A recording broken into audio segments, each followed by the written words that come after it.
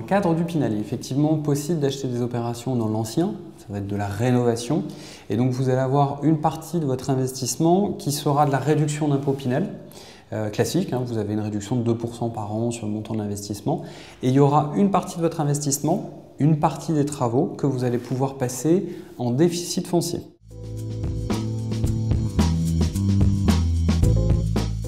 L'avantage pour les personnes qui ont déjà des revenus fonciers, c'est qu'ils vont pouvoir cumuler les deux avantages, réduction d'impôt et déficit foncier sur une même opération.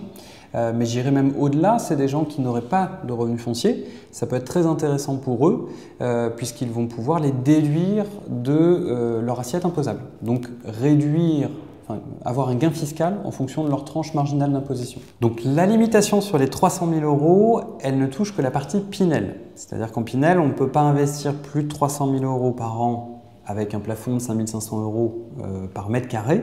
Mais ça, c'est lié au Pinel, c'est les 2% par an. On ne peut pas avoir plus de 6 000 € de réduction d'impôt. Par contre, on peut tout à fait avoir 300 000 € liés à la Pinel et un complément qui est lié à des déficits fonciers.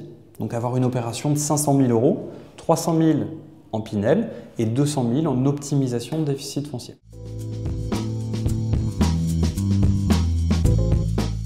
Alors, dans ce schéma-là, particulièrement, parce que c'est jamais intéressant d'attendre trop longtemps, on paye les intérêts de prêt jusqu'à la livraison, là pour le coup ça peut être intéressant, puisque si j'ai une livraison par exemple 2019 ou 2020, dans l'attente de la livraison, donc l'avantage fiscal Pinel n'arrive qu'à la livraison, dans cette attente-là, je vais pouvoir débloquer une partie de mes travaux dits de déficit foncier.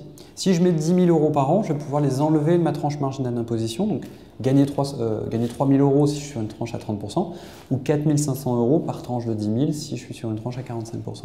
Donc on en est presque à espérer des livraisons tardives avec des gros budgets de déficit foncier. En termes de localisation, alors, la contrainte souvent Pinel, c'est de se retrouver sur des schémas en dehors de centre-ville, des rénovations de quartiers. Là, dans le cadre du Pinel optimisé, on va pouvoir se retrouver en plein centre-ville. Dans certains cas, vous allez pouvoir retrouver ultra centre-ville sur un bien qui va être entièrement rénové.